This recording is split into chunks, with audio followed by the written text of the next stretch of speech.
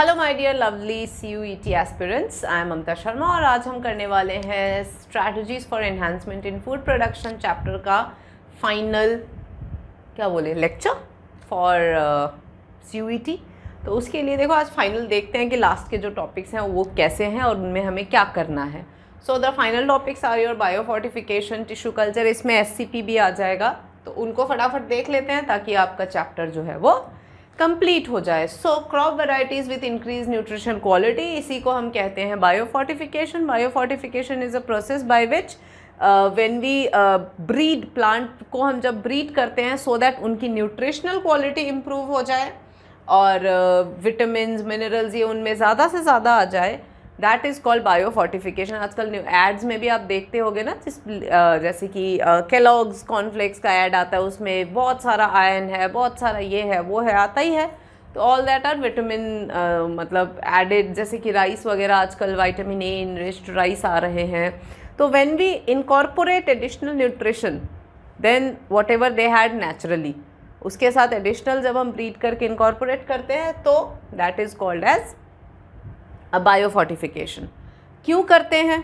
तो कुछ ये पॉइंट्स हैं जिनको ध्यान देना है, जैसे कि for example lysine and tryptophan rich maize को जब हम ब्रीड कराते हैं उसमें lysine and tryptophan they are the amino acids. तो इन अमीनो एसिड्स को हम वो कर दें, एनरिच कर दें, तो मेज़ और उसमें मतलब अमीनो एसिड्स की क्वांटिटी और भी ज़्यादा इम्प्रूव हो जाएगी। उसी तरीके से आपने प्रोटीन का सुना होगा। So you must have heard about protein, जो वीट में जनरली हम जानते हैं कि कार्ब्स होते हैं, carbohydrates, right. But protein rich wheat सुना होगा आपने नहीं, क्योंकि ये तब स्पेशली हम क्रिएट करते हैं जब ब्रीडिंग करा के, और फिर जब प्रोटीन एनरिच्ड वीट क्रिएट करा जाता है। तो जब आप वीट लेंगे तो it's not only the carbohydrate, it's protein also that's taken. तो जब हम वीट को ऐसे डेवलप करते हैं, आयरन फोर्टिफाइड राइस में जैसे कि हम जानते हैं उसमें भी कार्बोहाइड्रेट्स मेजरली प्रेजेंट होता है, लेकिन अब उसमें आयरन भी हमने ऐड किया। तो iron fortified vitamin C rich bitter gourd, tomato, mustard, बथुआ, ऐसे भी प्लांट्स मतलब क्रॉप्स हम ग्रो कर रहे हैं जो बिटर गॉर्ड, करेले होते हैं, टमेटोज होते हैं, मस्टर्ड, इनमें विटामिन सी की क्वांटिटी बढ़ा दिया। Iron and calcium rich spinach and bathua, vitamin A enriched carrot, spinach, pumpkin. तो ये सब चीज़ें जब हम करते हैं बच्चों, तो एग्जिस्टिंग वेराइटीज़ जो हैं उनसे इनमें ये क्वांटिटी ज़्यादा है, तो they are much better, right. उनको लेंगे तो आप न्यूट्रिएंट वाइज थोड़ा बहुत कॉम्प्रोमाइज़ कर रहे हैं। इंडिया वैसे भी हिडन हंगर जो बोलते हैं वो होता है। हिडन हंगर क्या है कि खाना तो मिल रहा है लेकिन न्यूट्रिएंट्स जो हैं वो उतने नहीं मिल रहे जितने बॉडी को चाहिए।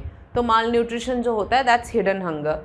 तो इसी को ध्यान में रखते हुए, ऐसा जैसे कि कोई अगर सिर्फ गेहूं ही खा रहा है तो ये ना हो कि उनको सिर्फ कार्बोहाइड्रेट मिल रहा है, जैसे वीट आ रहा है तो now they are getting proteins also, समझ रहे हो। और सब्जियां भी खा रही हैं तो उनमें एडिशनल न्यूट्रिएंट्स ऐड कर दिए, तो वो खाओ तो एडिशनल बॉडी को न्यूट्रिएंट्स मिल जाएंगे। ये कॉन्सेप्ट है, फाइन बच्चों। So this is bio fortification. आगे बढ़ते हुए next topic is single celled proteins.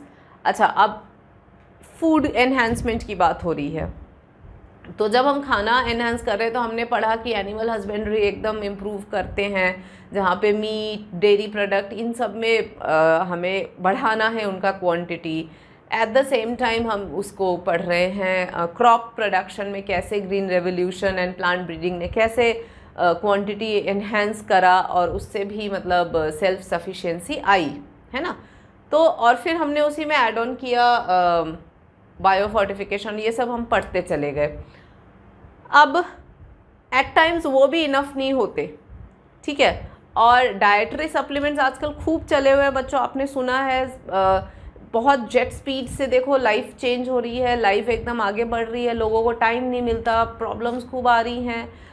तो एट टाइम्स क्या होता है कि खाने का जो न्यूट्रिएंट प्रॉपर लोग नहीं ले पाते हैं, तो उस केस में फिर न्यूट्रिएंट कॉम्प्रोमाइज बॉडी ना हो, इसके लिए डाइटरी सप्लीमेंट्स आते हैं। तो आजकल सिंगल सेल्ड प्रोटीन, मतलब सिंगल सेल ऑर्गेनिज्म में ना बहुत सारा प्रोटीन होता है, तो उसको भी हार्वेस्ट कर लिया गया है। तो माइक्रोब्स जो होते हैं वो इंडस्ट्रियल स्केल पे मतलब न्यूट्रिएंट रिच फूड जो है वो ये प्रोवाइड कराते हैं और उनकी भी ग्रोथ हम कराते हैं। मतलब ये बहुत एडवांटेज क्या है, एक तो they are rich in protein, मतलब बहुत ज़्यादा। आप ये देखो, एक लिखा हुआ है कि एक 250 kg का जो काव है ना बच्चों, वो 250 ग्राम मिल्क देता है, लेकिन सिर्फ कुछ ग्राम ऑफ माइक्रोब अगर आपने ग्रो कर लिया तो वो आपको 250 टन्स तक प्रोटीन्स दे सकता है। इतना मतलब ये कैपेसिटी रखते हैं, समझ रहे हो? इतना ज़्यादा, मतलब they have the capacity to give us 25 tons of protein. अब आप सोचो, जस्ट इमेजिन, तो इतनी कैपेसिटी वो रखते हैं। एक माइक्रोब है जिसका नाम है मिथाइलोट्रोफस, ठीक है। सो दिस माइक्रोब, ये जो माइक्रोब है, ये इतना प्रोटीन बनाने की कैपेसिटी रखता है, सोचो। और एक नॉर्मल मिल्क आप पीते हो, उसमें से कुछ ग्राम प्रोटीन हमें मिलता है, तो कितने कैपेबल होते हैं। तो वाई नॉट, अगर ज़्यादा से ज़्यादा बॉडी में प्रोटीन कम है, खाने का टाइम नहीं मिल रहा है, हम इतना दाल वाल कंज्यूम नहीं कर पा रहे हैं, तो एक टैबलेट ले ली, ख़त्म काम। इनके टैबलेट्स आते हैं स्पिरुलिना के। सो एंड तो ये फ़ायदा है, they are highly rich in protein, fats कम होता है, चीपर मटेरियल पे ग्रो हो जाते हैं, वेस्ट वाटर में ग्रो हो जाएंगे, एनिमल वेन्योर में, मोलासेस में, इन जगहों पे, मतलब एक्स्ट्रा खर्चा नहीं करना पड़ता इनको ग्रो करने के लिए। एंड वेस्ट वाटर को यूज़ करते हैं तो पोल्यूशन भी कम हो जाएगा, and that's how they act as supply of fertilisers and pesticides also. So they are of huge advantage. तो इसीलिए आजकल ये भी बहुत ट्रेंड में है। आजकल इनके क्या टैबलेट्स बन जाते हैं, एंड वो टैबलेट ले लेते हैं, तो you know it acts as dietary supplement. Fine. So this is single cell protein, and we come to the final topic, that is tissue culture. Tissue culture जो है, ये भी एक टेक्निक है for improvement in plant production, ठीक है। इसमें बस ये है कि थोड़ा सा स्टेराइल कंडीशन में करना होता है, मतलब स्पेशल प्लांट टिश्यू कल्चर के लैब्स होते हैं, वहाँ पे हर कोई को एंट्री नहीं दी जाती है, क्योंकि ज़रा सा माइक्रोबियल इन वो हुआ कंटेमिनेशन और वो पूरा एक्सपेरिमेंट ख़राब हो जाता है। लेकिन ये है कि एक लैब में पूरा का पूरा आप प्लांट से रिलेटेड, मतलब एक साथ में बहुत सारे प्लांट आप कल्टिवेट एज इन ग्रो कर सकते हो, क्योंकि छोटा सा न्यूट्रिएंट मीडियम होता है। देखो, सॉइल में जो चीज़ें मिलती हैं प्लांट को, वही चीज़ें आर्टिफिशियली हम न्यूट्रिएंट मीडिया बना के दे दें। प्लांट को तो न्यूट्रिएंट से मतलब है, उसको जहाँ मिलेगा वो वहाँ ग्रो हो जाएगा। तो आर्टिफिशियली न्यूट्रिएंट मीडिया बना के उसमें प्लांट को हम ग्रो करें तो एक साथ कितने सारे ग्रो कर सकते हैं बच्चों। So it also aids on production of number, like quantity बहुत बढ़ाने में ये बहुत मदद करते हैं, ठीक है। और बस ये है कि स्टेराइल कंडीशंस में करना होता है, लेकिन फास्टर मेथड है बहुत। आप देखो एडवांटेजेस है, एक तो ये है क्या, तो it is a technique of regeneration of whole plant from any plant part by growing on suitable culture medium using aseptic condition. Aseptic यानी भाई स्टेराइल कंडीशन हो गया, इन विट्रो यानी लैब में। और जनरली प्लांट पार्ट जो होता है, पार्ट ऑफ प्लांट को हम एक्सप्लांट बोलते हैं, जो जनरली प्लांट के टिप्स होते हैं, क्योंकि टिप्स जो होते हैं ना, they are free from viruses and any other microbe, तो इसीलिए टिप का पार्ट लिया जाता है। तो एक्सप्लांट ले लिया, उसको सूटेबल न्यूट्रिएंट मीडियम में डाल दिया, डालने के बाद में फिर वो मीडियम यूज़ करके फिर दे ग्रो। तो जैसे कि शूटिंग मीडियम बोलते हैं, शूटिंग मीडियम का मतलब हुआ कि ये वो मीडियम होगा जिसमें कि जो ऊपर शूट वाले पार्ट्स हैं वो डेवलप कर जाते हैं। फिर शूट जब एक बार डेवलप हो जाता है, फिर इनको डाला जाता है रूटिंग मीडियम में। तो रूटिंग मीडियम में रूट्स डेवलपमेंट से रिलेटेड, तो इसमें मीडियम में क्या डिफरेंस है, तो हार्मोन्स के डिफरेंस होते हैं। जैसे शूट डेवलप करना है तो ऑक्सिन, साइटोकाइनिन, जिबरेलिन, इनकी रेशियो देखी जाती है। रूट डेवलप करना है, फिर इनके रेशियो में थोड़ा सा फेरबदल चेंजेस करने पड़ते हैं। तो दैट्स हाउ दे अरेंज। और प्लांट पार्ट जब डेवलप हो जाता है, फिर जब दोनों मीडियम में डाल दिया गया उसके बाद में एक्लिमेटाइजेशन होता है, यानी कि वो थोड़ा ग्रो करने देते हैं उसको, और एक सर्टन सैपलिंग जब वो बन जाता है, इतना हो जाता है ग्रो कि अब उसको फील्ड पे ले जाके ट्रांसफ़र कर दिया जा सकता है, तब उसको एक साथ उठा के प्लांट को फील्ड पे ट्रांसफ़र कर दिया जाता है। बट सोचो एक साथ कितने सारे डेवलप कर जाते हैं, क्योंकि एक इतना सा मीडियम होता है, उसमें आप कितने सारे प्लांट ग्रो कर सकते हो, तो it aids to that number. तो वही है कि एडवांटेजेस क्या है, मैं वही बार बार कह रही हूँ कि number of plant can be grown in short period of time, क्योंकि एक्सप्लांट लिया है, आप बिल्कुल सीड से शुरू करोगे तो धीरे धीरे ग्रो होएगा। यहाँ पे एक्सप्लांट लिया है, explant is totipotent in nature, totipotent यानी it has the ability to give rise to whole plant, तो ये टोटीपोटेंसी पे काम करता है, क्योंकि एक्सप्लांट हैज़ दिस टोटीपोटेंसी, पूरा प्लांट डेवलप कर सकता है। तो शॉर्ट पीरियड में ये काम हो जाता है, बहुत ज़्यादा हमें सीड से आता है तो कितना कितना टाइम लग जाता है, it takes very less time. तो इससे क्या होता है, healthy disease free plant can be grown by meristem culture, ठीक है। So healthy and disease free plant आराम से मेरिस्टेम कल्चर से ग्रो कर सकते हैं। मेरिस्टेम कल्चर क्या है, वही मेरिस्टेम जो मैंने कहा ना, एपिकल मेरिस्टेम, टिप्स जो होते हैं, टिप्स वाले पार्ट में जनरली मेरिस्टेमेटिक टिश्यूज़ होते हैं जो कि दे कीप ऑन डिवाइडिंग ना, तो since they keep on dividing that's why वो एरिया पे वायरसेस जो है वो उनको इन्फेक्ट नहीं कर सकते हैं, वो पार्ट लिया जाता है और करा जाता है। And somatic hybrids can be raised by tissue culture where sexual hybridisation is not possible, यानी टिश्यू कल्चर में तो हम प्लांट का पार्ट लेके मीडियम में डाल के ग्रो करवा रहे हैं ना, तो सोमैटिक हाइब्रिड जो होते हैं वो हम अभी पढ़ेंगे क्या होता है, तो उनको भी इस मेथड से ग्रो किया जा सकता है। तो बहुत सारे ऐसे प्लांट्स हैं जैसे कि बनाना है बच्चों, शुगर केन है, ये सब इस मेथड से ग्रो किया जाता है, ठीक है।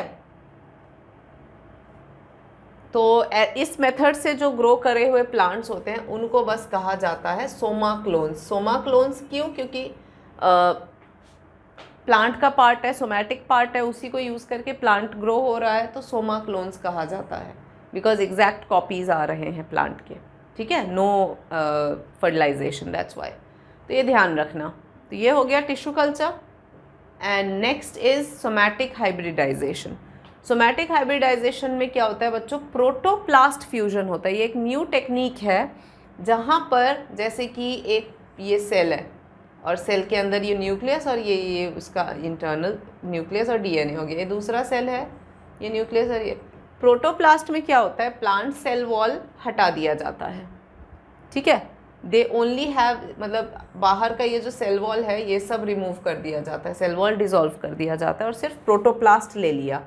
तो इसका जैसे कि एक प्रोटोप्लास्ट ले लिया, इसका भी प्रोटोप्लास्ट ले लिया और फिर इन दोनों को फ्यूज़ करवा दिया।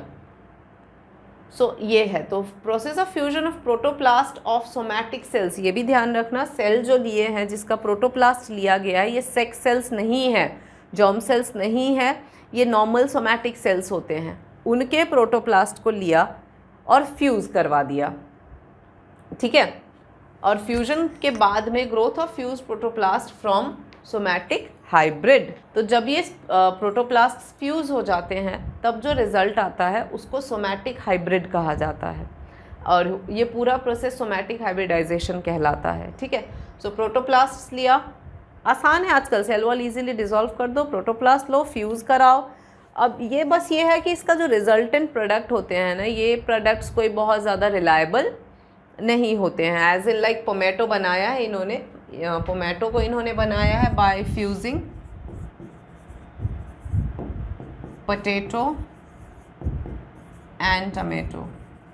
तो पोटैटो और टमेटो को फ्यूज़ करा के इन्होंने पोमैटो बनाया, बट कमर्शियली सक्सेसफुल नहीं हुआ है, लेकिन चल रहा है। एक वो हुआ तो क्या हुआ, मतलब ऐसे जो रिज़ल्ट है वो आ रहा है और तरह तरह के वेजिटेबल्स वेराइटीज़ इन्हीं सब तरीक़ों से डेवलप की जा रही हैं आजकल। तो there are so many techniques and tricks the farmers, the scientist, the agricultural scientist they are applying, ताकि नए से नए, क्योंकि जैसे जैसे जनरेशन आगे बढ़ेगी न्यू टेक्निक्स और आते रहेंगे। अभी फ़िलहाल ये सब चीज़ें चल रहा है जिससे कि प्रोडक्शन तो खैर बढ़ेगा ही, वैरायटी भी नया आएगा और नई वैरायटी, न्यूट्रिशनल क्वालिटी, ये सब इम्प्रूव्ड रहेगा इन सब में, तो आगे की जनरेशन के लिए फ़ायदा ही फ़ायदा है।